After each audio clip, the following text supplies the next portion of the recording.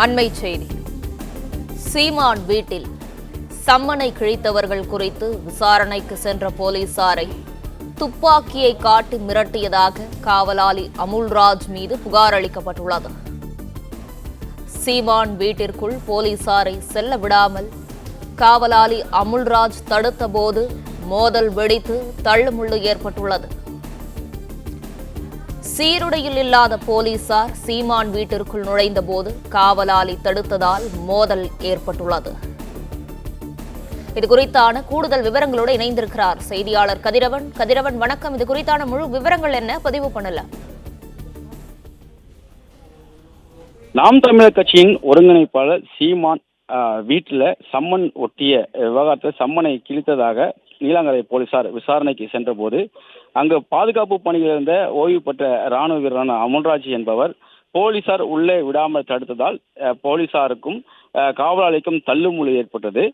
குறிப்பாக நடிகை கொடுத்த பாலியல் புகாரின் அடிப்படையில் வழக்கு பதிவு செய்து இன்று சீமான் அவர்களை நேரில் ஆக சொல்லி ஏற்கனவே சம்மனானது 24ஆம் தேதியே கொடுக்கப்பட்டிருந்தது. ஆனால் சீமான் நேரில் ஆஜராகாமல் வழக்கறிஞரை அனுப்பி 4 வார கால அவகாசம் கேட்டதாகவும், அதனால் இந்த வழக்கை நீதிமன்றம் விரைந்து முடிக்க இறுதி அறிக்கையை தாக்கல் செய்ய உத்தரவிட்டதனால நாளை மீண்டும் ஆஜராக வேண்டும் என்ற ஒரு சம்மனை 10 நிபந்தனைகளோடு வளசரவாக்கம் காவல்துறையினர் நீலாங்கரையில் இருக்கக்கூடிய சீமான் அவர்களின் இல்லத்தில் நுழைவாயில் இருக்கக்கூடிய கதவில் ஒட்டியிருந்தார்கள். இந்த சம்மன் காப்பியை தான் போலீசார் ஒட்டிய சில நிமிடங்களே அங்கு வீட்டில் பணிபுரிந்த சுதாகர் என்பவர் கிழித்திருக்கிறார். கிழித்த தகவலானது நீலாங்கரை காவல் நிலையத்தை தகவல் தெரிவித்தவுடன் போலீசார் ஒட்டிய சம்மனை கிழித்தது குறித்து விசாரணை நடத்துவதற்காக நீலாங்கரை காவல் ஆய்வாளர் இருக்கக்கூடிய பிரவீன் ராஜேஷ் மற்றும் சிறுடையில் இல்லாமல் தனிப்படை போலீசார் 2 நபர்கள் என 3 நபர்களும் சீமானின் வீட்டுக்குள் உள்ளே நுழைய முயன்றார்கள். அப்பொழுது காவலாளி அவர்களை தடுத்து நிறுத்தியிருக்கிறார். பிரவீன் ராஜேஷ் காவலாளியிடமும் உள்ளே தள்ளிவிட்டு உள்ளே செல்ல அவர்கள் முயன்ற போது காவலாளிக்கும் காவல் ஆய்வாளர் பிரவீன் ராஜேஷ் உள்ளிட்ட 2 தனிப்படை போலீசார் என 3 பேருக்கும் தள்ளுமுள்ளு சம்பவமானது ஏற்பட்டது. குறிப்பா ஒரு கட்டத்தில் சீருடை இல்லாத இருந்த 2 காவலர்கள் மற்றும் காவலாளி இருவருக்கும் மோதல் ஏற்பட்டு அவர்களை அங்கிருந்து காவல்துறையினர் வலுக்கட்டாயமாக அந்த பாதுகாப்பு இருந்த காவலாளியை காவல் வாகனத்தில் ஏற்றினார்கள். 15 நிமிட போராட்டத்திற்கு பிறகு அவர் ஏற்றப்பட்டார். ஏற்றும் போது அவர் முன்னாள் ராணுவ வீரர் என்பதனால அவரிடம் உரிமம் பெற்ற ஒரு கைத்துப்பாக்கி ஒன்று இருந்ததாகவும், அந்த துப்பாக்கி வெடித்துவிடக்கூடாது என்று அந்த காவலாளி கையில் எடுத்ததாகவும், அப்போது காவல்துறையினர் அந்த துப்பாக்கியை பறிமுதல் செய்திருக்கிறார்கள். பறிமுதல் செய்தவுடன் அதனை உடனடியாக டிஸ்மேண்டில், அதாவது ஏற்கனவே குண்டுகள் நிரப்பப்பட்ட அந்த துப்பாக்கி வெடித்து விடக்கூடாது என்பது போலீசாரும் அதை டிஸ்மேண்டில் செய்திருக்கிறார்கள். டிஸ்மேண்டில் செய்த துப்பாக்கியை காட்டி அவர் காவல்துறையினரை மிரட்டினாரா என்ற கோணத்திலும் தற்போது இந்த விசாரணைகள் முன்னெடுக்கப்பட்டிருக்கிறது. துப்பாக்கி அவர் கையில் ஏன் எடுத்தார் என்ற கோணத்தில் இந்த விசாரணைகள் முன்னெடுத்திருப்பதாகவும் காவல்துறை சார்பாக தெரிவிக்கப்பட்டிருக்கிறது.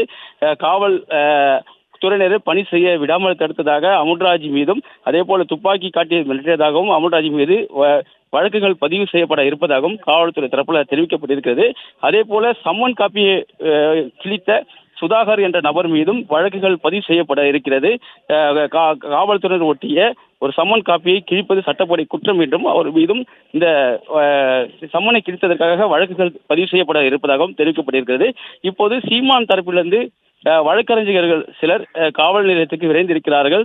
குறிப்பா காவல்துறையினர் தான் இந்த காவலாளியை அத்துமீறி உள்ளே நுழைந்து தாக்கியதாகவும், காவலாளி தாக்கவில்லை என்ற ஒரு கூற்றோடு அவர்கள் காவல் நிலையத்துக்கு விரைந்திருக்கிறார்கள். இது பற்றி உயரதிகாரிகளிடம் முறைப்படி முறையிட இருப்பதாகவும், தங்களிடம் சிசிடிவி ஆதாரங்கள் இருப்பதாகவும் அவர்கள் தெரிவித்திருக்கிறார்கள். காவல்துறையினர் உள்ளே நுழைந்தவுடன் காவலாளியை தாக்கி விட்டு சென்றதாகவும், அதனால தான் காவலாளியை தடுத்ததாகவும் அவர்கள் தரப்பில் தெரிவிக்கப்பட்டிருக்கிறது.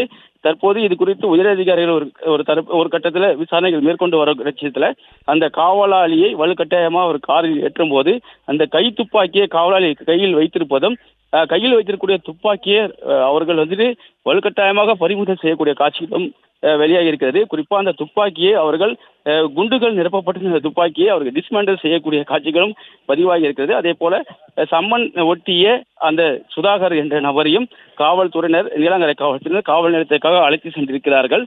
சுதாகர் மீது சம்மனை கிழித்ததற்காக வழக்கு பதிவு செய்யவும், அதே போல முன்னாள் ராணுவ வீரரான அமுல்ராஜ் மீது அரசு ஊழியரை பணி செய்ய விடாமல் தடுத்தல், தாக்குதல் நடத்துதல், அதே போல துப்பாக்கியை காட்டிய மிரட்டல் உள்ளிட்ட பிரிவின் கீழே வழக்குகள் பதிவு செய்யவும் போலீசார் திட்டமிட்டிருக்கிறார்கள். 2 பேரிடம் தற்போது விசாரணை நடத்தி வரக்கூடிய நிலையில சீமான் தரப்பிலிருந்து வழக்கறிஞர்களும் காவல் நிலையத்திற்கு விரைந்திருக்கிறார்கள். காவலாளி எந்தவித தவறும் செய்யவில்லை எனவும் தங்களிடம் உள்ள ஆதாரங்களை உயரதியிடம் காட்டவும் அவர்கள் விரைந்திருப்பதாக கூறப்படுகிறது. சிசிடிவி ஆதாரங்கள் தங்களிடம் இருப்பதாகவும் சீமான் தரப்புல தகவலானது தெரிவிக்கப்படுகிறது.